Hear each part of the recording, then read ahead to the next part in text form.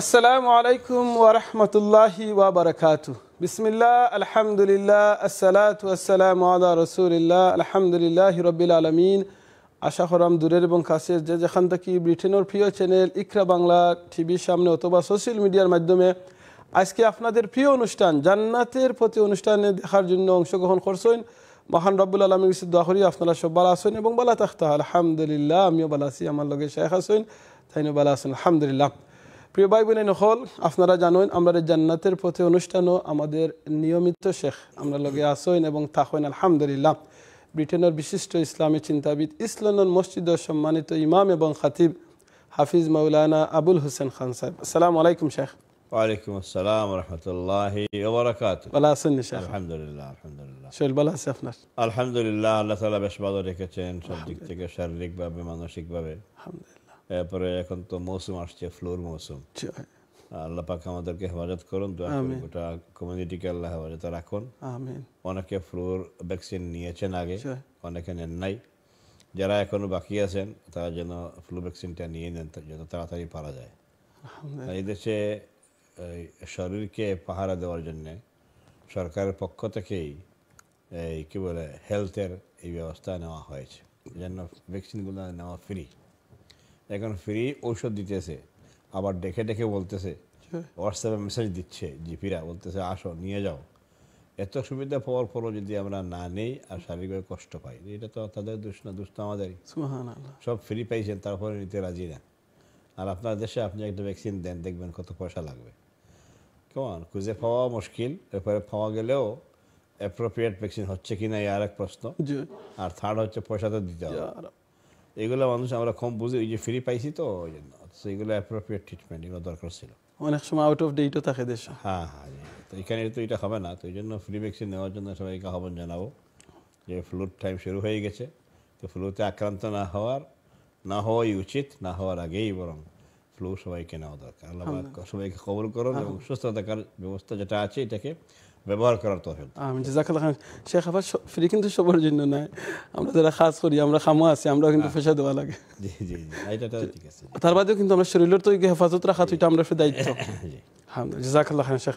ভাই বোন নকল, আমরা শেখে যে আপনার আজকে শুরুতেই আমরা উপরে যেটা আহ্বান করছেন আমরা কমিউনিটি সবার গেছে, এই জন্য এখন আসলে ঠান্ডার মৌসুম আইছে, এই কারণে অনেক সময় আমরা শরীর খারাপ হয়ে যায়, তাপ উঠে যায়। তো এই সরকার থেকে যখন একটা সুযোগ আছে ভ্যাকসিন নেওয়ার, যারা গেছে এই সুযোগটা আছেন, মেসেজ পাইছেন, স্পেশালি আমরা বয়স্ক যারা বাচ্চা সকল আছেন, মা বোনে নকল আছেন, প্লিজ আপনারা এই ভ্যাকসিনটা লইবা। ইভেন আপনারাও যারা আছেন মনে করেন কন্টিনিউ তাপ হয়ে যায়, শরীর খারাপ করিলে প্লিজ আপনারা এই সুযোগটা গ্রহণ করবা। আশা করি ফায়দা হইব। বেমার থেকে শিফা দেওয়ার মালিক আল্লাহ, মানে আমরা চেষ্টা করতাম ইনশাআল্লাহ সুস্থ থাকতাম, যত বেশি সুস্থ থাকবা ইবাদত বন্দেগী বেশি করতে পারবা ইনশাআল্লাহ। জাযাকাল্লাহ খাইরান। ভাই বোন নকল, গত কয়েক সপ্তাহ ধরিয়া শেখে আমরা লগে ধারাবাহিকভাবে আলোচনা করা অন্যের হক, মানুষের হক, আল্লাহর হক, সমাজের হক, কমিউনিটির হক, পরিবারের হক, অনেক বিষয় নিয়ে আলোচনা করছেন শেখে। আজকে আমরা এই ধারাবাহিকভাবে আজকে আমরা আলোচনা করার লাগে আমি শেখের অনুরোধ করবো, আমরা কয়েকটা জিনিস বাকি রয়েছে। এর ভিতরে একটা লগে আমরা পরিবার, যেটা অনেক সময় স্বামী স্ত্রী হই, মা বাপ হই, ভাই বোন, এই যে একটা পরিবার, ফুফু খালা মামা, এই ব্যাপারে শেখে আলোচনা করছেন। এই পরিবার এবং সমাজের হকের ব্যাপারে শেখ আপনি যদি যেগুলো আমরা বাকি রয়েছে আপনি যদি কন্টিনিউটা করেন ইনশাআল্লাহ।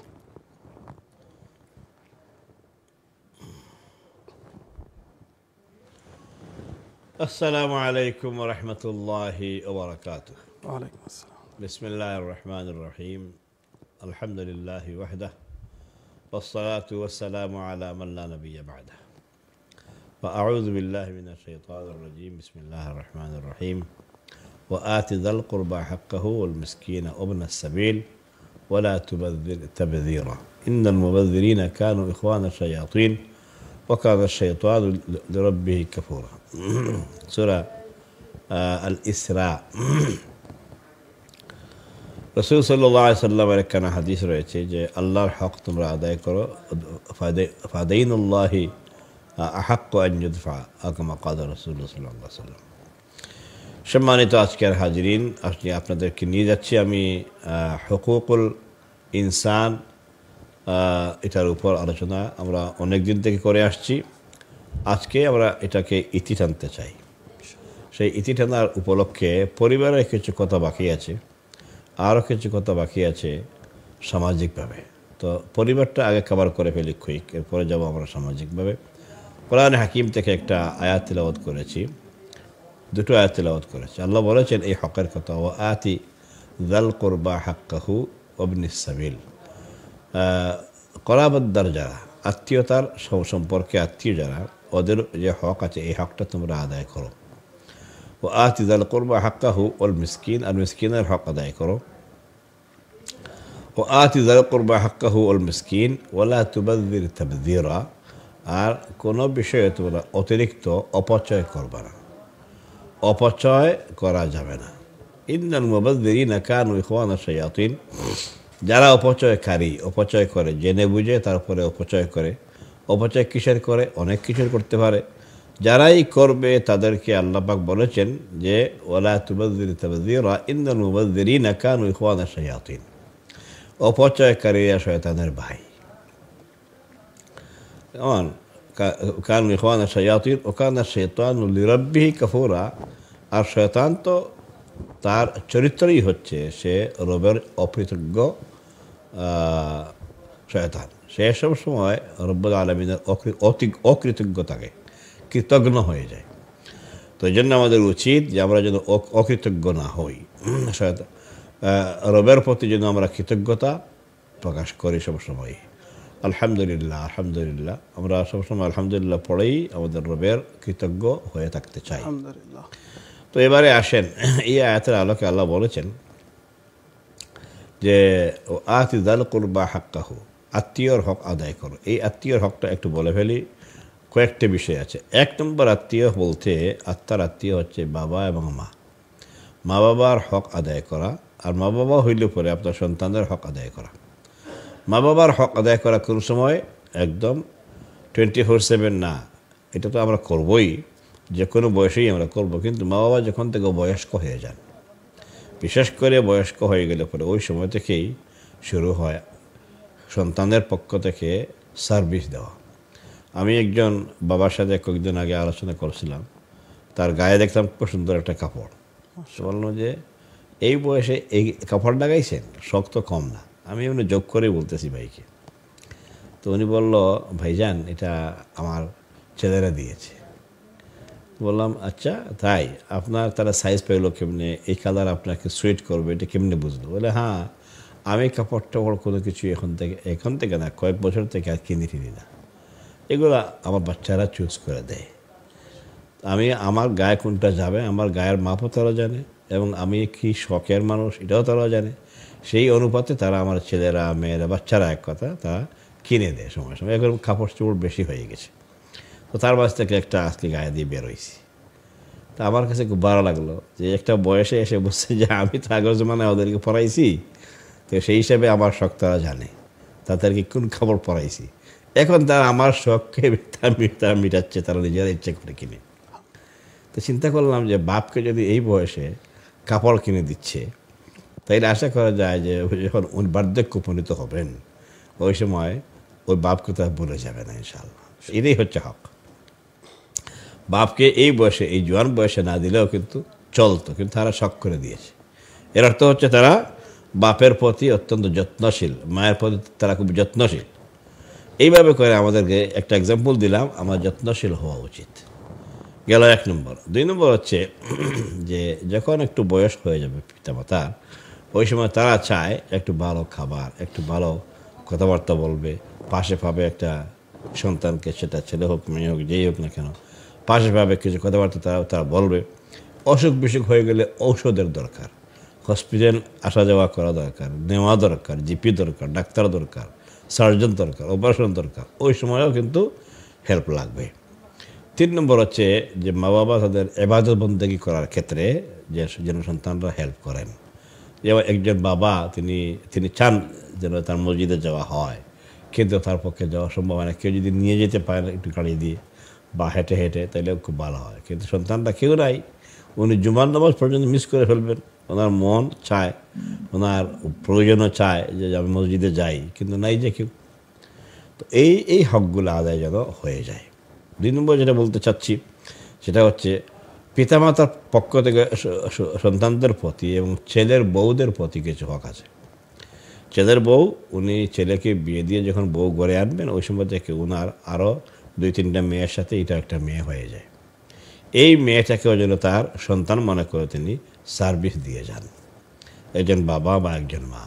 বিয়ের পর দিন থেকেই মানে যদি মা বলে দেয় যে তুমি এই ঘরের মেয়ে, তুমি এই ঘরে আসছো, এই ঘরে কুকিং টুকিং সব তোমাকে এখন থেকে আরম্ভ করতে হবে, এটা তো অন্যায় কথা, এটা হবে না। কিছুদিন সময় নেন, তাকে সার্ভ করেন, সে যেন শিখে, সে যেন আপনাদেরকে দেখে আপনারা কেবল মানুষ, আপনাদের সাথে যেন সে অ্যাটাচ হইতে পারে, সে যেন ইনভলভ কী বলে বাউন্ডেড হইতে পারে। এখন বন্ড টন্ড কিচ্ছু করলেন না, তাকে আপনাদেরকে চিনাইলেন না, আপনাদের সাথে কোনো মায়া মমতা হইলই না। আর 2 দিন পরে, 1 দিন পরে বা 1 সপ্তাহ পরে বললেন যে কুকিং তোমার দায়িত্ব, কিচেনের জিম্মেদার তুমি না, এগুলো বলা বেইনসাফি হবে। এই জন্য তাকে আপনারা একটু অবজার্ভ করেন, দেখেন সে কেমন, মানুষটা কেমন, সে আপনার ঘরে আসছে, সে যে আপনার ঘরের মানুষ কেমন, সে বিলং করে, এটা তো আপনি আগে বললে হবে না, এটা তাকে আগে বুঝাইতে হবে এবং তাকে কমফোর্ট দিতে হবে। যখন আপনার কাছ থেকে কমফোর্ট পাবে, এই ঘরের মালিকানা তার মনে মনে আসবে, ওনারশিপ হবে, তাইলে সে আস্তে আস্তে করে আরম্ভ করবে। তাকে চান্স দেন।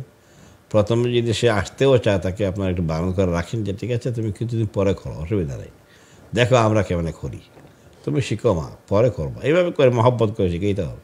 শিখে ফেলছে, এবার তার হক আপনার প্রতি আছে, তাকে সময় সময় সুইট কিনে দিবেন, আপনার ছেলেকে দেন, মেয়েকেও দেন, কেমন, আর এই মেয়েটা দিকে দিবেন না, সে হয়তো সুইট খেয়ে অভ্যস্ত আছে বা সে তার একটা জিনিস খেতে চায়, কিনতে চায়, তো আপনি তাকে পয়সা দিবেন। শ্বশুর হইলে হয়েছেন তো কী হয়েছে, সময় সময় আপনি 10 পাউন্ড দেন, সবাইকে দিবেন, বাচ্চাদেরকে দিচ্ছেন, ওরাও দেন, এই মা তুমিও পাও, বাগে তোমারও পড়ে।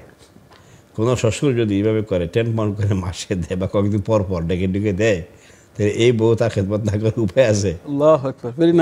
হ্যাঁ, এই খাদ্যগুলো আমরা করি না।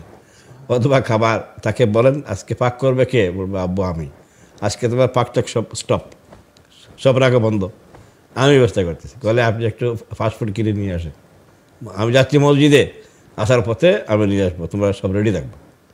কত খুশি হবে। আজকে কি খুশি হয়েছে দেখছেন, আপনার তার খাওয়া, তার পাকশাক করার ছিল আজকে টান, ওইটা থেকে সে ফ্রি হয়েছে। আর সেকেন্ডলি আপনি আজকে ফ্রি খাওয়াইছেন, কী খাওয়াইছেন, ওই তারা যেটা চাই ওইটা খাওয়াই দিয়েছেন। এটা কী হবে, বন্ডেড হবে। এবং এই মেয়েটা আপনাকে শ্বশুর হিসাবে মানে কত মহব্বত করবে যে আমাকে এত হেল্প করছে।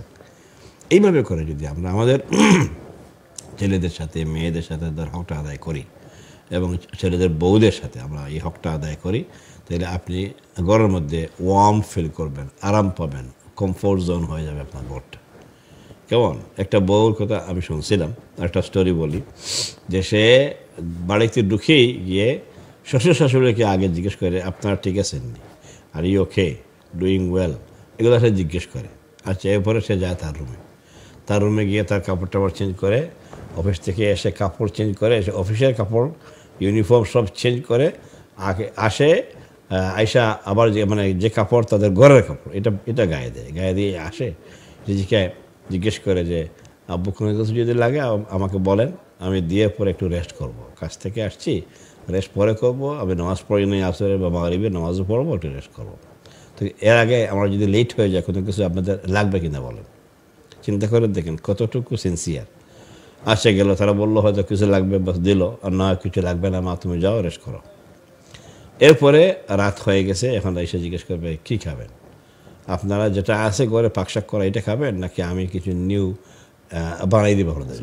এখন চিন্তা করে দেখেন, হ্যাঁ। এরপরে শেষ এটা, এরপরে তো তার স্বামী স্ত্রী গেল, উপরে গেল, থাকলো, রাতে শোয়ার সময় এসে ওষুধ খাইছেন নি, ওষুধ কেউ খাওয়াইছেনি নাকি আমি খাওয়াই দেবো, এইভাবে চিন্তা করেন। 2-3 বার এসা লোক আফটার করলো, এবার যাচ্ছে বেড়ে, তাইলে আব্বু আমি বেড়ে যাচ্ছি, কোনো অসুবিধা হইলে রাতে কল দিয়ে ডাক দিয়ে, চিন্তা করে দেখেন। গেল ফজরের সময় পানি গরমের ব্যবস্থা করতেছে, যে আমি গরম পানি দিয়েছি, অন করে যান আপনারা উজু করেন। চিন্তা করে দেখেন যে কী সিনসিয়ার একটা মেয়ে। এই মেয়েকে আপনি কীভাবে করে বলবেন বলেন। তো এই জন্য আমাদের উচিত, ছেলের বউ হোক, নিজের মেয়ে হোক অথবা ছেলে হোক, ওদেরকে আমরা যেন সম্মানের সাথে সবগুলো বিহেভিয়ার করি। দেখবেন ইনশাল্লাহ একদিন আপনি সুখী হবেন, আপনার ঘরটা উজালা হয়ে যাবে, আনন্দ পাবেন, আপনার ঘরের মধ্যে একটা কমফোর্ট জোন থাকবে সবার জন্য। পরিবারের হক যেটা ছিল বাকি এটা আজকে পেশ করলাম। এবার পরিবারের অন্যান্য যারা সদস্য আসবেন এই বাড়িতে, চাচা আসবেন, চাচি আসবেন, ফুফু আসবেন, ফুফা আসবেন, ওদের ছেলেমেয়েরা মানে কাজিন ভাই বোনরা আসবেন। আসলে পরে ওয়েলকাম কর। আচ্ছা আপনি আমি কী খাওয়াই ওদেরকে সন্তুষ্ট করতে পারবো দেখুন, অনেক সময় সম্ভব না, ওয়েলকাম করেন। হ্যাঁ আসেন নি চাচি, আসেন আসেন বসেন, আপনার জন্য অপেক্ষা আসছিলাম, কয়েকদিন থেকে আপনি আসেন নাই, আসছেন যে খুব খুশি হয়েছে, এগুলো বদলে ওয়েলকাম করেন, বসাই দেন। এখন কুটুম আসছে, আত্মীয় আসছে, আপনি কিচ্ছু বলেন না, বসেনও বলেন না, তাকেও বলেন না, খাওয়ানো বলেন না, তাইলে আপনার অবস্থা কী হবে? আপনার ডর ভয় যে ইন্নালিল্লাহ যদি তারা থাকে এখন পাকশাক করবো খেবে না, ইন্নালিল্লাহ রে এটা তো সমস্যা হয়ে গেল, আসলে কেন এখন এইভাবে করে আপনার মনের মধ্যে উল্টা নেগেটিভ অনেক কিছু ঢুকে দিচ্ছে। শেখ এখানে সময় ভিতরে এইগুলো থাকে না, নেগেটিভ জিনিস সকল মানুষ আমরা অনেক সময় ফিল করি না, কিন্তু ফেসে এটা দেখা যায়। হ্যাঁ, বুঝতে ফেস পারেন, ইন্ডিকেট দ্য মাইন্ড। ইয়েস, ইংলিশে কথাই আছে যে ফেস ইন্ডিকেটস দ্য মাইন্ড, ভিতরে কি আছে এটা আপনার ফেস বলে দেয়। এই জন্য ইভেন আপনি নিজে অসুস্থ হইলেও আপনার অসুস্থতাকে একটু চাপা দিয়ে রাখেন, চাপা দিয়ে রেখে বলেন ওয়েলকাম, আসেন। আপনারা তো আসেন না, কী কোনো সমস্যা, আপনারা আসেন না কেন? আসছেন জলদি করে আসেন, বসেন, কী দেবো বলেন। এইভাবে করে যদি 5-7টা কথা আপনি কই দেন, তার ওয়েলকাম ফিল করবে। এরপরে বসছে, এবার আপনি গল্প গুজব করেন, আরে ভাই বা বোন 5টা মিনিট পাশে বসে জিজ্ঞেস করেন না চাচি কেমন আছেন, ওই ভাইয়াটা কি শুনলাম অসুস্থ, তার কী অবস্থা, সে কি ইউনিভার্সিটিতে যায়, কী পড়ে, এইভাবে করে একটু আপনি এদিক সেদিক কিছু কথাবার্তা প্রশ্ন করে জিজ্ঞেস করে ফেলেন, তখন বুঝবে আচ্ছা দেখি সব খবর রাখে বেটি আমার। হ্যাঁ আচ্ছা, এরপরে বলতেছে যে আপনি যে এই হসপিটালে গেছিলেন যে গত মাসে, বলছিলেন যে কিছু অসুবিধা, এটা কি দূর হয়েছে, জিপি কী দিছে আপনারে, কোনো কিছু দিছেন। এইভাবে করে যদি আপনি একটু ওয়েলকাম করেন, বাস আত্মীয়তার হক আদায় হয়ে গেল। উনি চাচি হোক, চাচা হোক, ফুফু হোক, খালা হোক, বা যেই হোক না কেন, আপনার বাড়ির কেউ আসুক, কোনো সমস্যা নাই। শাশুড়ির পাশে যান, কেমন গিয়ে প্রত্যেক দিন দরকার নাই, মাসে একদিন, 2 মাসে 2 সপ্তাহে একদিন জিজ্ঞেস করেন কেমন আছেন, কি অমুকের কথা মনে পড়ে, আপনার আব্বার কথা মনে পড়ছে, আপনার আম্মার কথা মনে পড়েনি, দোয়া করেন, ঠিক আছে আমরাও ভালো আছি, আমার আম্মু ভালো আছেন, আমারও একজন দাদি ছিল, এইভাবে করে উনি খুব আদর করতেন। আপনি বলেন না কিছু কথাবার্তা, মানে কথাবার্তা নিজে আবিষ্কার করে করে করে করে সাথে শেয়ার করেন। এই শেয়ারিং দুঃখিত, শাশুড়ি বলবে যা মাশাআল্লাহ আমার মেয়েটা, আমার বউটা তো কম না, আমার মার বাবার খবর, আমার এসে আমার মা বাবার কথা জিজ্ঞেস করতে, সুবহানাল্লাহ, কত আগে মারা গেছেন, আমার মনেই পড়ে না প্রায় সময়, সুবহানাল্লাহ, সেই যে আমাকে স্মরণ করাই দিল। এই যে বিষয়গুলো, এগুলো আমাদের সমাজে খুবই ইম্পর্টেন্ট। যার ফলে হবে কি, আপনার সাথে আপনার ছেলের বউটা, আপনার বৌমাটা অত্যন্ত কানেক্টেড হয়ে যাবে, আপনি ফিল করবেন। তা যদি ঘরে না থাকে তাহলে আপনার ঘরটা খালি খালি লাগবে, কেমন। সে যদি ঘরে থাকে সবাইকে হাতিয়ে মাতিয়ে রাখা, হ্যাঁ এইভাবে করে যদি আমরা হক আদায় করতে পারি, ইনশাআল্লাহ আমাদের ঘরগুলো উজালা হবে। উল্টা কিছু আজকে বলতে চাই না, যে ছেলের বউ আসে বসে তার রুম থেকে বের হয় না, কেমন বের হয় না, বিয়ে দিচ্ছেন, ছেলে হোক নাই বাসায়, তাহলে তো সে তার বসে আছে, বসে কী করবে, মোবাইল ছাড়া কিছু করার নাই, মোবাইল সুম্মা মোবাইল আর তো কিছু করার নেই না। তাই তাকে এদেরকে ডেকে ডুকে আনেন, ডেকে গড়তে বের করে আনেন, জিজ্ঞেস করেন যে কি বাবু বাসায় আছে, বলবেন না আপনার বাবু চলে গেছে, তো তুমি আসো মেয়ে একটু আমরা এখানে বসা না, তোমাকে দেখি কিছু গল্প গুজব করি, তাকে বসান। এবার আপনি তা গল্প আর কী করবেন, তার তো সব জানা আছে। হ্যাঁ এখন জিজ্ঞেস করেন ফালতু কথা, জিজ্ঞেস করেন সমস্যা কী, যে আচ্ছা তুমি যখন এসএসসি দিয়েছিলা, জিসিএসসি করছিলা, তোমার কোন বিষয়টা দিকে বলো খুব বেশি তোমাকে ডিস্টার্ব করেছে, বা কোন বিষয়টা খুব বেশি হার্ড ছিল বলো দেখি। খামাখা একটা কথা উঠেই দেন, দেখবেন সে এইটার সূত্র ধরে না জিসিএসসি দিয়েছি কোনো কিছু টের পাই নেই, কিন্তু আমি যখন ইংলিশ দিলাম এসা এ লেভেলে, ওই সময় টের পাইছি, কেমন।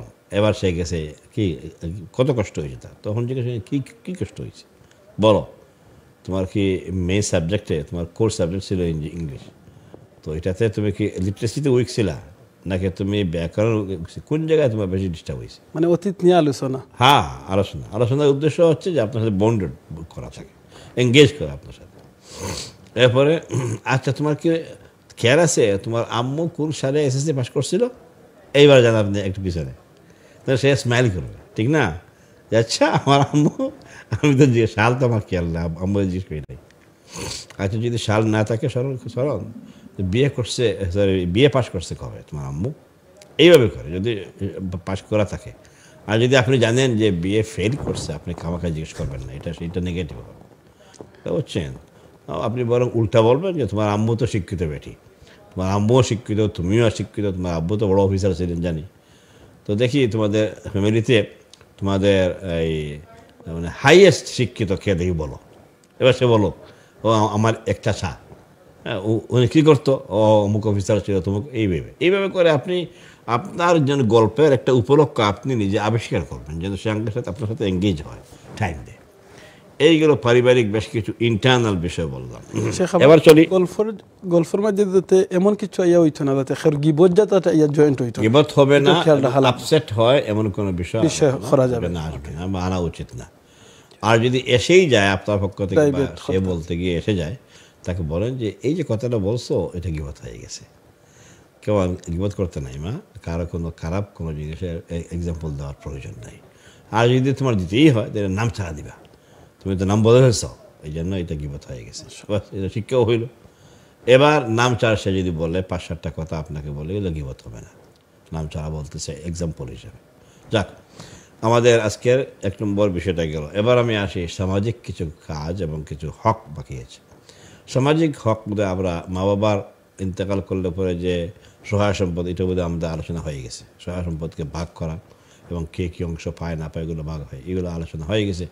একটা জিনিস বাকি আছে, সেটা হচ্ছে শরীয়তের দাবি হচ্ছে কেউ ইন্তেকাল করলে সাথে সাথে 3টা হকের বিষয়। নাম্বার 1, যে যিনি ইন্তেকাল করলেন তার কোনো ওসিয়ত আছে কি না। নাম্বার 2, ওনার কোনো লোন আছে কি না। আর নাম্বার 3 হচ্ছে যা সম্পদ ওনার আছে এটা শরীয়ত মতে ভাগ করে দেওয়ার ব্যবস্থা। এই 3টা কাজ খুব জরুরি। 1 নম্বর হচ্ছে লোন থাকলে যত তাড়াতাড়ি পারা যায় এটা পে করা। আর 2 নম্বর হচ্ছে কোনো ওসিয়ত থাকলে, সামর্থ্য থাকলে বা সামর্থ্য রেখে গেলে, সম্পদ রেখে গেলে এখান থেকে 1/3 দিয়ে ওসিয়তটা মেনটেন করা ম্যাক্সিমাম। একজন ওসিয়ত করছে কি জানেননি, যে আমার যা সম্পত্তি আছে সব সম্পত্তি তোমরা দিয়ে দিও আল্লাহর রাস্তায়, এটা হবে না। শরীয়ত বলতেছে যে আল্লাহর রাস্তায় দিতে হইলে তুমি ম্যাক্সিমাম দিতে পারবা 1/3, আর বাকি 2/3 আওলাদরা পাবে। সুবহানাল্লাহ। কেমন? এই জন্য নিজে আওলাদদেরকে ঠকানোর কোনো ব্যবস্থা নাই, আল্লাহ এটা টাইট করে দিয়েছেন। আল্লাহ যে বলছেন যে সম্পত্তি আমি দিয়ে তোমার মিয়া, তো তুমি তোমার হক আদায় করো আগে। হক হচ্ছে লোন পে করো, লোন নাই বাস ভালো কথা। তাইলে এবার ওসিয়ত করো। ওসিয়ত যদি তোমার থাকে তাহলে করছো, কিন্তু ওসিয়ত দিয়ে সারা মাল দিতে পারবে না। এই ক্ষেত্রে আল্লাহ ঠিক করে দিয়েছেন ম্যাক্সিমাম ফেলে যাওয়া মালের সম্পদের 1/3 তুমি ওসিয়ত দিতে পারবা। এই ওসিয়তটা এত বড় যদি হয় যে 1/3 থেকে মাল বেশি লাগে, তাহলে এটা আদায় করা যাবে না। এই 1/3 দিয়ে যা পারা যায় এত দূর ম্যাক্সিমাম। কেমন? 3 নম্বর হচ্ছে যে যা মাল রয়ে গেছে, ঋণ পরে, ওসিয়ত পরে যা মাল আছে, এই সম্পদটা, এই মালটা ভাগ করতে হবে আওলাদের মধ্যে। এই জিনিসটা বাদ পড়ছিল, এটা আজকে বললাম। এক, শেখ সামাজিক জাজাকাল্লাহ। সরি আমরা একটু স্টপ করে নিলাম, আমরা একটু বেরিয়ে যাওয়া লাগবে শেখ ইনশাআল্লাহ। ভাই বোনের নখল শেখ আমরা আলোচনা করা আসলে অত্যন্ত সুন্দর করিয়া, যাতে আমরা পরিবার এবং সমাজের কিছু হক দায়িত্ব আছে। আর যেটা লাস্টে আলোচনা করছেন, যেমন ওসিয়ত, লোন কিংবা কেউ মারা গেলে এর বাদে তার যে সম্পদ থাকবে এটাকে কীভাবে বাট করতা, আমরা একটা ছোট্ট বেরিকো যারাম বেরিকোর বাদে শেখ ইনশাআল্লাহ কন্টিনিউ আলোচনা করবা। ততক্ষণ বেলা থাকবা, বেরিকোর বাদে দেখো ইনশাআল্লাহ। আসসালামু আলাইকুম ওয়া রাহমাতুল্লাহি ওয়া বারাকাতুহু। ওয়ালাইকুম আসসালাম। لبيك اللهم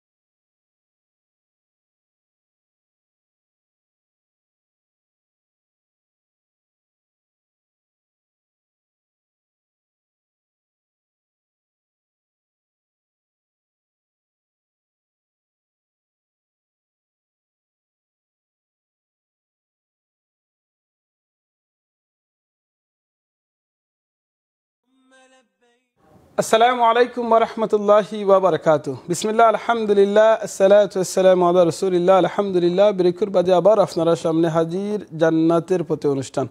আজকে শেখে আপনার লগে আলোচনা করা হইল গি পরিবার এবং সমাজের কিছু হক এবং দায়িত্ব নিয়ে, যেটা বেরেকর আগে শেখে আলোচনা করাতে আসলে আমরা লগে একজন মানুষ মারা গেলে যে আমরা কিছু দায়িত্ব আছে। একটা হইল গি যেটা হয়েছিল আমরা মানে করা উচিত হইল গি ওসিয়ত খরিয়া যাওয়া কিংবা লোন, এর বাদে মানুষের যে সম্পদ থাকে সেই সম্পদটা কীভাবে বন্টন করবা। শেখের কাছে আমি অনুরোধ করবো আপনার যে আলোচনাটা আছে এটা তা কন্টিনিউ করা লাগে প্লিজ। শুকরান, জাযাকুমুল্লাহ খাইরান। আসসালামু আলাইকুম ওয়া রাহমাতুল্লাহি ওয়া বারাকাতুহু। বিসমিল্লাহির রহমানির রহিম। ইন্নাল হামদুলিল্লাহ ওয়াসসালাতু ওয়াসসালামু আলা রাসূলিল্লাহ। সম্মানিত আজকের ভাই এবং বোন ভিউয়ার্স, আপনাদের সাথে আমরা প্রথম সেগমেন্টে যে আলোচনাটা করেছি এটা রিপিট করতে চাই না, বাট সেকেন্ড সেগমেন্টে এসে যে বিষয়টি বলতে চাচ্ছি বা আমরা শুরু করে দিয়েছিলাম যে সামাজিক কিছু হক আছে। সামাজিক হকের মধ্যে প্রথমত হচ্ছে ছেলের বউকে আপনি কাবু করে ফেলছেন, বউটা ভালো পাইছেন, ঘরটা সুন্দর হয়েছে, এখন তাকে আর কিছু কমফোর্ট দেওয়ার জন্যে এবং আপনি আত্মীয়তার হক আদায় করার জন্য তার মা বাপ আপনার হলো বেআই বেআইন। আপনি সময় সময় বেআই বেআইনকে দাওয়াত টাওয়াত দেননি, খোঁজাখুঁজি করেননি, আপনি তাদেরকে একটু খোঁজখবর নিয়ে আসলেন না তো অনেক দিন হয়ে গেল। এবার যদি এক বেআই তার বেআইকে, বেআইন তার বেআইনকে খোঁজখবর নেয়, তাহলে এটা খুশি হবে না? তারা বেশি খুশি হবে আর তাদের মেয়েটাও খুশি থাকবে যে মাশাল্লাহ এই বাড়ির আব্বু আমার আব্বুর সাথে তো বেশ সম্পর্ক। আর না আসলে কয়েকদিন, এরপরে এক সপ্তাহ হয়ে গেছে আসেন নাই, মনে করেন, তো আপনি বলে জিজ্ঞেস তোমার আব্বু আসেন না কেন? আমি বলছি তো, উনি কথা শুনে না, দেখি তুমি একটু তোমার আব্বুকে বলো না আসতে। হ্যাঁ, এইভাবে যদি বউকে দিয়ে মা বাবার খোঁজখবর নেওয়ানো হয়, নিজে একটু খোঁজখবর করেন, সময় সময় দাওয়াত ঠাওয়াত দিয়ে খান। দাওয়াত বেআইকে দাওয়াত খাওয়াই দিলে আর আয়োজন টাজন লাগে না। বেআই দুপুরে খাই আমি 9টায়, আগামীকালকে আসেন একসাথে খাই, বাস। আর আপনি একসাথে খাই খাইয়ে যখন দাওয়াত দিবেন, ওই সময় আপনার ঘরে তো এই আওয়াজটা পৌঁছবে, তখন ওই বিচারই তার নিজের থেকেই করবে। এটা বলতে হবে না যে কালিয়া লাগাও কোরমা লাগাও, বলতে হবে না, লাগে না। এবং ওই বেআই সাহেব কী খাইতে ভালোবাসে এটা উনি জানে। তো সেই হিসাবে যদি একটু মাছের একটু কি বলে বাজি, একটা চাটনি হয়ে যাবে, হয়ে গেল। আর তো আপনারা খাবেন যেটা আছে, ঘরের খাবার তো আছেই। কিচ্ছু যদি না থাকে একটা ডিম বাজি করেও তো খাওয়ানো যায়, ঠিক না? তো সুতরাং বেআইকে দাওয়াত করা লাগে না, এমনি আসেন। এই যে আপনি আসেন বলে তাকে ডাক দিছেন বা বেআইনকে ডাক দিছে, এটার মধ্যে একটা মজা আছে, আপনার দাম আছে বোঝা গেল তাদের কাছে। আপনি যে কয়েকদিন থেকে যাওয়া হয় নাই, তারা ফিল করতেছে। এটা হচ্ছে সামাজিক একটা অন্যতম, মানে পরিবারকে যে একে অন্যের মহব্বত করার, সম্মান করার যে একটা রুচি, এটা অনেক জায়গায় দেখছি নাই। যার ফলে কোনো সমস্যা যদি ছেলে মেয়ের সমস্যা হয়ে যায়, পুত্রবধূ আর পুত্রের মধ্যে কোনো গণ্ডগোল লাগে, ওই সময় বেআই বেনরা আর পজিটিভ থাকে না, তারা তাদের মেয়ের পক্ষ নিয়ে নেয়। আর যদি আপনাদের সাথে সম্পর্কটা মজবুত থাকে, তাইলে ওদেরকে ধরে আপনি শাসন করতে পারবেন, ছেলেকেও পারবেন, মেয়েকেও পারবেন। কেউ উল্টো পাল্টা করছে আপনি বিচার করে ফেলবেন। এখানে বেআই বেন ডেকাডুকি করে বিচার করা লাগে না। কিন্তু আপনাদের যদি মূলেও সম্পর্ক থাকে না, তাহলে আপনি আপনার প্রভাব খাটাইতে পারবেন না, আপনি বিচার করতে পারবেন না। এই জন্য এটা খুব জরুরি। 2 নম্বর হলো বেআইয়ের সাথে কী আলাপ করবেন, কী কথাবার্তা বলবেনই, তো তার আত্মীয় স্বজন যা আছে 14 গোষ্ঠী খোঁজখবর নেন না। ওই বেআই সাহেব বিয়ের দিন দেখলাম অমুক আসলো তমুক আসলো, এখন দেখি কেউ কোনো খোঁজখবর করে না, তারা আসেনি ভালো। তো এই যে খোঁজখবর করে না, করে একটা কুসা দিচ্ছেন, এখন করবে কি? বাকি আপনি সব জিজ্ঞেস করেন, তারা আসেনি ভালো, কী করে, অমুকের ছেলে কী করে, অমুকের মেয়ে কী করে, অমুক নিজে কী করে। এইভাবে করে যখন আপনি খোঁজখবর নেবেন, তখন দেখবেন যে ওই বিয়াই শর্মী রাত্রে ফোন করে ও মিয়া তোমার কথা আমার বিয়ে জিজ্ঞেস করছে, তুমি একটা ফোন দিও তার। এই দেখছেন সম্পর্ক হয়। এইভাবে করে একে অন্যের সাথে আমাদেরকে যেহেতু আত্মীয়তা হয়েই গেছে, তাইলে এই আত্মীয়তাকে আমাদেরকে সম্মানের সাথে বজায় রাখতে হবে। এই সম্মানের সাথে যদি বজায় রাখেন, তাইলে ছেলে মেয়ে গন্ডগোল করতে পারবে না। কারণ আপনারা শুধু বেআইন না, ফ্রেন্ড হয়ে গেছেন এখন। এই ফ্রেন্ডশিপের ফলে সম্মানটা আরও হাই হয়ে গেছে, আরও আপ হয়ে গেছে। বেআইনে বেআই, এটা খেয়াল রাখা দরকার। আমাদের এই আত্মীয়তা রক্ষার কোনো খোঁজখবর থাকে না তো। আর সমাজের মধ্যে দেওয়া হয়েছে রং আইডিয়া যে ইফতার খাওয়াইতে হবে, ইফতারি খাওয়াইলে পরে আত্মীয়তা হয় না, ইফতারি আম খাটল। হ্যাঁ এগুলা রেওয়াজি কারবার, এগুলো করবেন না, এগুলো ইসলামেও নাই। হ্যাঁ যদি কাঁঠালের সময় বিয়ের বাড়িতে নিয়ে যান তাহলে ছেলের বাড়িতে কেন শুধু নিয়ে যেতে হবে, ছেলের বাড়ি থেকেও আসা দরকার, তাইলে বুঝে গেল মহব্বত। আর না হয় আইনগত আত্মীয়তা হয়ে যায় যে কাঁঠাল না দিলে সমস্যা আছে, ইফতারি না আসতে পরে এই বউয়ের মানে চামড়া থাকবে না গায়ে, কেমন কুচাইতে তার শেষ। এগুলো করবেন না, এগুলো পাপ। কিন্তু যদি আপনি মাহে রমজান আসলে পরে আপনি একদিন ইফতারি নিয়ে যাওয়া দরকার নেই, আপনি খাওয়াই দিন না, আপনি বাড়িতে দাওয়াত দিন, খাওয়াই দিন, কেমন। আপনি ছেলের বাবা, আপনি আশা করে বসবেন না, বরং আপনি আপনার বেআইন এবং আত্মীয় স্বজন আশেপাশে প্রতিবেশীকে আবার একদিন দেন না দাওয়াত, সমস্যা কি, ইফতার খাওয়াই দেন সবাইকে।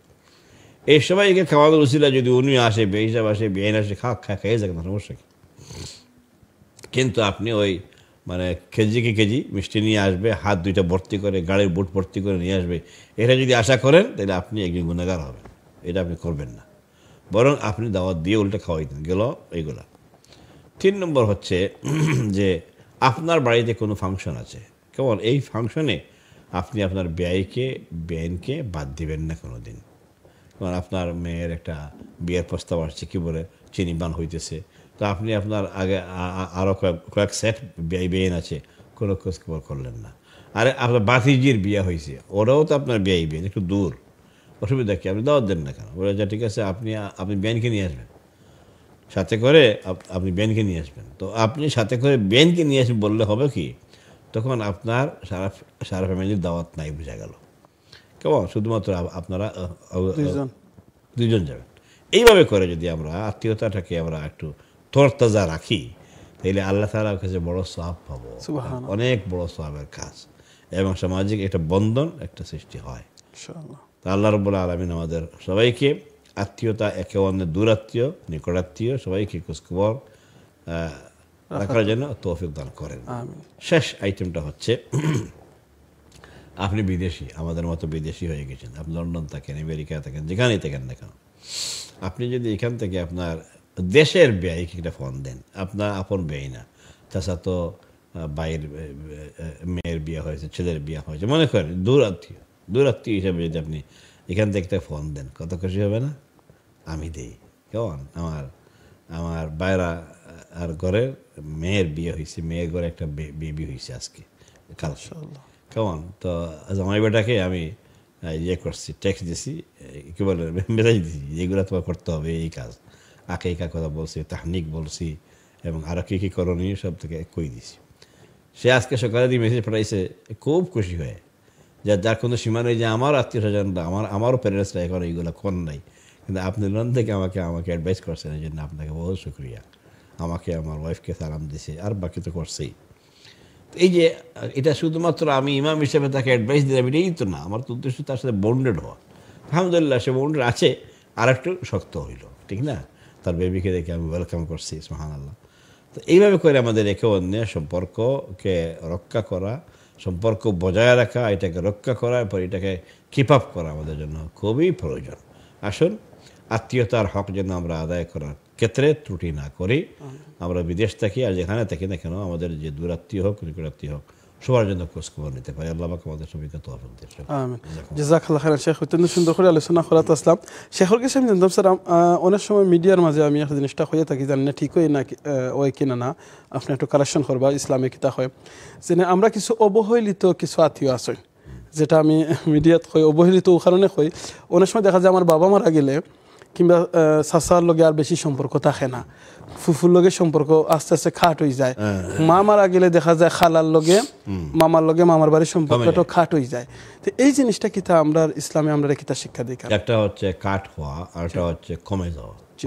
তো কোনোটাই ঠিক না।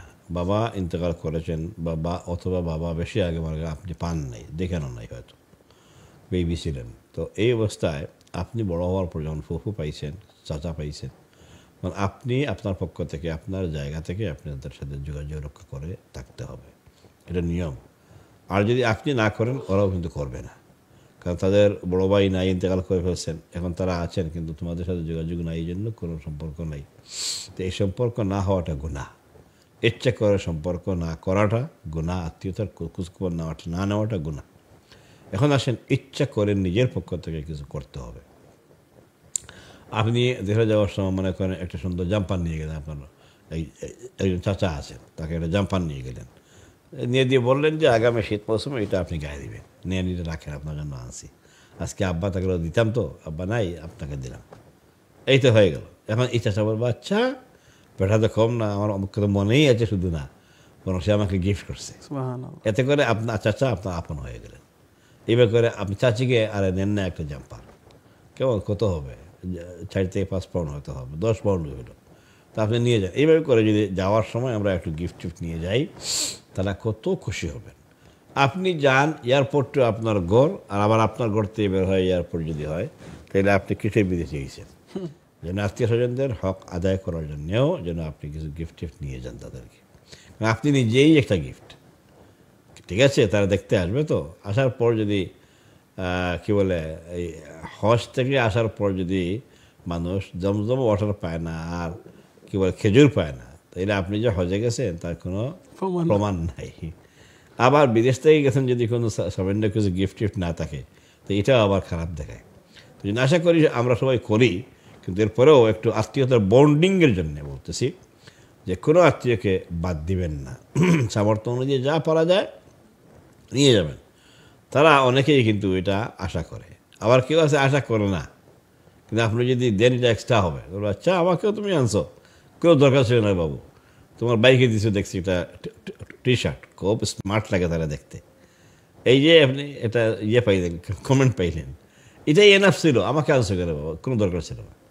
এইভাবে করে আপনি যদি বলেন তাহলে সে খুশি হবে, যাক আপনার প্রয়োজন নেই, দরকার নেই, তারপর আমি আপনাকে আল্লাহ হস্তে গিফট দিয়েছি সোয়াবের জন্য, আজকে আমার মা টাকাটা দিতাম, আমার বাবা টাকাটা দিতাম। এইভাবে করার জন্য আমরা এগুলো হক আদায় করার জন্য চেষ্টা করি। ওখানকার নেগেটিভ কোয়েকশনটা হইল কি, অনেক সময় দেখা যায় আমরা আত্মীয় স্বজন স্পেশালি যারা বিদেশও আছেন, দেশে গেছেন, বা আত্মীয় স্বজন খুব কষ্ট দিচ্ছেন, কিংবা যে কোনোভাবে সম্পদের কারণেও কথাবার্তা দিয়াও এত কষ্ট দিচ্ছেন যেন এই আত্মীয় লগে আসলে দেখা করলে হয়তো প্রবলেম হইতে পারে, কিংবা এই কষ্ট কথা মনে হইতে পারে, আপসেট হইতে পারে। এই সময় আমরা কিতা করণীয় শেখ? ইদফা বিল্লাতি হিয়া আহসান, তুমি তোমার আত্মীয়ের ব্যবহারের ব্যাপারে আল্লাহ হুকুম করতেছেন যে তুমি তার সাথে ভালো ব্যবহার করে জবাব দাও। সে তোমার সাথে যেটা করেছে এটা সে করেছে, তার রুচিতে কুলাইছে, তোমার রুচি চেঞ্জ করে তুমি তার সাথে ভালো উত্তম ব্যবহার করো। ইদফা বিল্লাতি হিয়া আহসান, যেটা সবচেয়ে উত্তম এটা তুমি করো তার সাথে ব্যবহার। সে তোমাকে কষ্ট দিয়েছে। কয়েকদিন আগে একজন শেয়ার করতেছিল, সে যখন আসছিল ইংল্যান্ড, ওই সময় তাকে কোনো কেউই কোনো হেল্প করে নাই, তার বাড়ির কেউ করে না, চাচা না চাচি না ভাই বোন কেউ হেল্প করে যে তাকে, ইভেন তার বাপও না। কিন্তু তার শাশুড়ি তার কাছে আসার পথে বলছেন, বাবা এই পয়সাটা নেও যে তুমি চা পান খাইও। কেমন চা পানি খাইও যে বলে এক মুষ্টি পয়সা দিচ্ছেন, সে এত খুশি হয়েছে, বলে কেউ একটা পয়সা দিল না আমারে। কেমন আমি আমার নিজ দায়িত্বে সব পয়সা, আমার টিকিটের পয়সা ব্যবস্থা করে আমি আসছি, কিন্তু কেউ দিল না, কিন্তু এই বুড়ি এসে আমাকে এই পয়সাটা দিয়ে, আমার কাছে লাগছে এটা মানে 1 কোটির উপর দাম, আমার কাছে খুব ভালো লাগছে। তো বলতেছে বেচারা যে আমি কিন্তু শাশুড়ি ওই পয়সার সমান তো রিটার্ন করেই নেই, কোনোদিন কোনো গিফট দিছি বলে আমার মনেও নেই। বলে না, এটা আপনি অন্যায় করছেন, ওনাকে স্পেশাল খেয়াল রাখা দরকার ছিল এবং গিফট দেওয়া প্রয়োজন ছিল, উচিত ছিল, এটা আপনি খেয়াল রাখবেন। এখনও যদি উনি বেঁচে থাকেন আপনি ট্রাই করবেন। আর যারা আপনাকে দেয় নাই, আপনার বাবা সহ বলছেন, আপনার ভাইরা সহ, কেমন এরা তাদের হতে সামর্থ্য ছিল না বলে আপনাকে দিতে পারে, কিন্তু তাদের মন ছিল আপনাকে দেওয়ার, কারণ আপনি আপন সন্তান, আপন সন্তানকে দেওয়ার হয়তো মন ছিল, সামর্থ্য হয়তো ছিল না, জন্য আপনি খুব রেগে বসছেন, বলছে না আমি আমার যেটা হক আছে এটা আমি আদায় করি। কিন্তু ওনাদের উচিত ছিল যে আমাকে 1 লাখ টাকা দেওয়া, না হয় লাখ দরকার নাই, ওই সময় 5,000 টাকা দেওয়া, 1,000 টাকা যদি দিত আমার, আর না পারলে যদি আমার আব্বার উচিত ছিল যে 100 টাকা দিয়ে বলতে যায়, বাবা আমার তো সামর্থ্য নাই, তুমি জানো এই 100 টাকা দিয়ে তুমি ঢাকা এয়ারপোর্ট গিয়ে চা খাই, এটা তো পারতো বলতে। তো এই জন্য তার ভিতরে একটা নেগেটিভিটি কাজ করতেছে। তো বললাম যে তোমার সবচেয়ে বড় অবদান হচ্ছে তোমার আব্বার তোমার প্রতি, যে তোমাকে দিনে দোয়া করেছেন, তোমাকে দোয়া করে করে আগাই দিয়েছেন, এই জন্য তুমি এত বড় শিক্ষিত হয়েছো, আসতে পারছো পড়াশোনার জন্য আবার এখানে। এই জন্য তুমি অভিমান করার দরকার নাই, তুমি এগুলো ছেড়ে দাও। আর তো উনি যা করেছেন অতীতে, এই জন্য তোমাকে লোকসটা করেছেন, বড় করেছেন, খাওয়াইছেন, দাওয়াইছেন, কেমন অনেক কিছু একজন বাবা করে থাকেন, মা করে থাকেন। এই জন্য অভিমানের প্রয়োজন নাই, বরং তুমি তোমার অভিমানকে বাদ দিয়ে তুমি নিজে আল্লাহ আস্তে এগুলো করে যাও, মা বাবার খেদমত তুমি করে যাও। অত্যন্ত সুন্দর বলছেন ভাই বোনেরা। আমরা যে জিনিসটা আজকে ক্লিয়ার পাইলাম শেখর কাছ থেকে, অনেক সময় আমরা আত্মীয় স্বজন অনেকে আমরা কষ্ট দিলাই, আমরা কষ্ট পাইলাই, হয়তো সম্পদের কারণে হইতে পারে, জায়গা সম্পত্তির কারণে হইতে পারে, টাকা পয়সার কারণে হইতে পারে, কিংবা আমরা ব্যবহার মুখর খতরার কারণে হইতে পারে। সে যদি আমরা কষ্ট দিলাই, আমরা যদি তাদের কষ্ট দিতাম, আমরা উত্তম উত্তম চরিত্র দিয়া তারা গেছে আমরা ফেস করতাম। কারণ কিয়ামতের দিন আমরা প্রত্যেকের আমল কিন্তু ওজন করইব। আর শেখে কইছেন আর একটা প্রোগ্রামে যেন আমরা সবচেয়ে ওজনের মাঝে সবচেয়ে ওজন যে আমলটা হইব, এই আমলটা কিন্তু নামাজ নাই, রোজা নাই, ইবাদত বন্দেগী থেকে সবচেয়ে ওজন যে আমলটা আমার যেটা গিয়ে আপনার আখলাক, আপনার চরিত্র। সুবহানাল্লাহ। আল্লাহ আপনারা আমাদের তৌফিক দান করুক, যাতে আমরা উত্তম চরিত্র বানাবার তৌফিক আল্লাহ দিতা, আমিন। শেখ আপনার কাছে অন্য একটা রিলেটিভ এখন ভাইয়ে জানতে চাইছেন, জুয়েল খান ভাইয়ে তাই নইল গিয়ে তারা গেছিলা উমরা খরাত। তো উমরা করার বাদে তারা একটা খামে কিংবা একটা ভিজিট করার লাগিয়া মিকাতর বাড়া গেছেন, শপিং কিংবা একটা খামে গেছেন আর কি। তখন আবার যে সময় আপনি মিকাতর ভিতরে ইয়ে ঢুকছেন, তখন কিতা কিতা তানে আবার উমরা করা লাগবে না?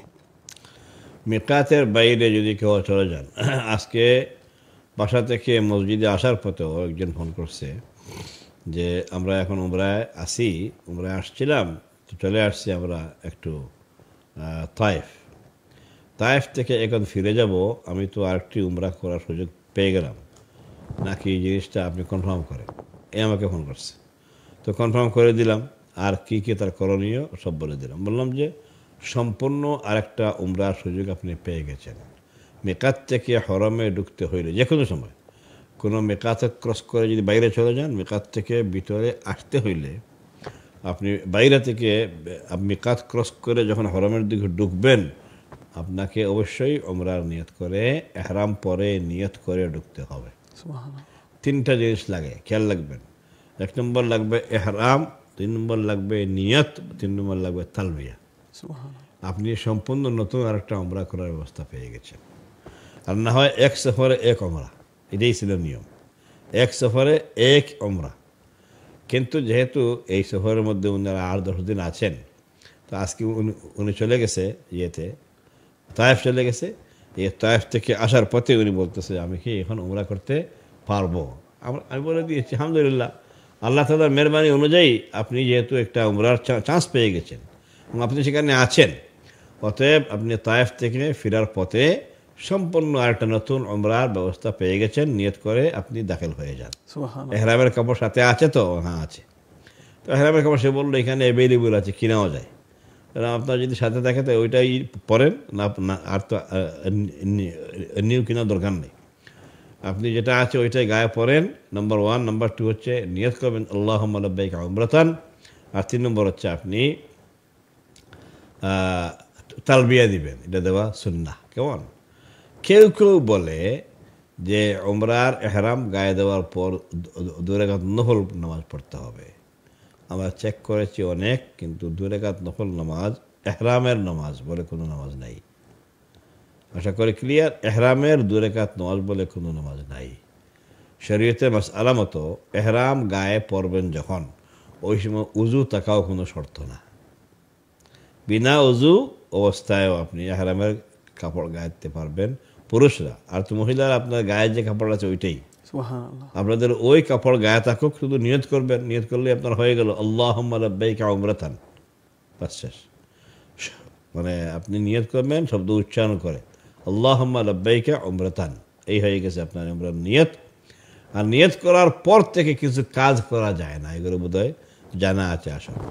1 নম্বর হচ্ছে মাথা ডেকে একদম মানে শুয়ে গেছেন, ঘুমাই গেছেন, কিন্তু আপনি আপনি আপনি আপনার মাথা তোকে ফিনতে পারতেন না, ডাকতে খাবার করতে পারতেন পারবেন না। না, নিজের এহরামের কাপড় দিয়েও আপনার মাথা আপনি ডাকতে পারবেন না, লেফ দিয়েও পারবেন না, ব্ল্যাঙ্কেট দিয়েও পারবেন না।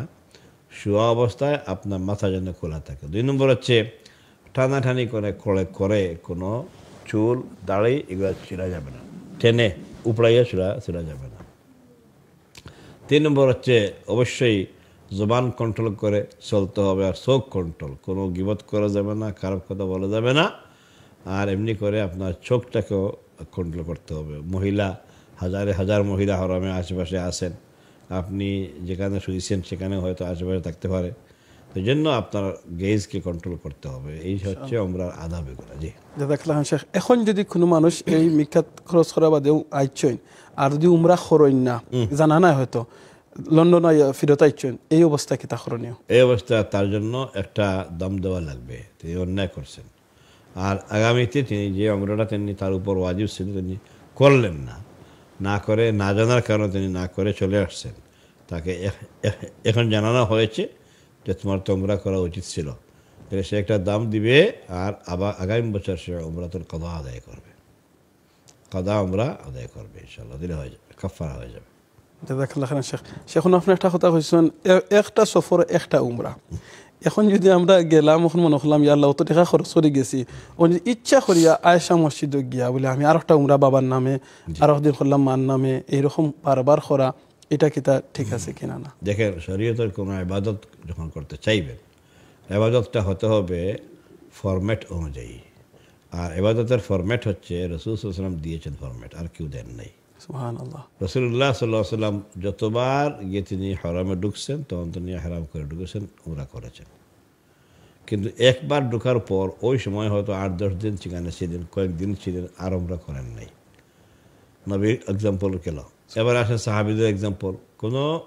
কোনো সাহাবী কোনোদিন একবার গেছেন মক্কায়, গিয়ে উমরা করেছেন, আর যে কয়েকদিন তারা এখানে থেকেছেন মক্কায়, কোনোদিন আর কোনো উমরা করেন নাই।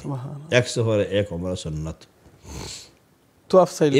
ইভেন মা আয়েশা রাদিয়াল্লাহু আনহা, যিনি তোয়াফ করতে পারেন নাই, উমরা করতে পারেন নাই, পরে যিনি কজা আদায় করলেন, কেমন তিনি ওই মসজিদে এর পাশে গিয়ে ওই জায়গা থেকে হারাম করে এসেছিলেন। এই আয়েশা রাদিয়াল্লাহু আনহা এই দিন আর এইবার আর কয়েকদিন ছিলেন তিনি সেখানে, আর উমরা করেন নাই। পরবর্তী সময়ে আয়েশা রাদিয়াল্লাহু আনহা কয়েকবার আসছেন মক্কায়, যখনই আসছেন একটা উমরা করেছেন, একাধিক উমরা করেন নাই। না করে সাহাবী করেছেন একাধিক উমরা, এক্সাম্পল পাওয়া যায় না। একবার ঢুকছিলেন হারামে, এক সফরে এক উমরা করেছেন।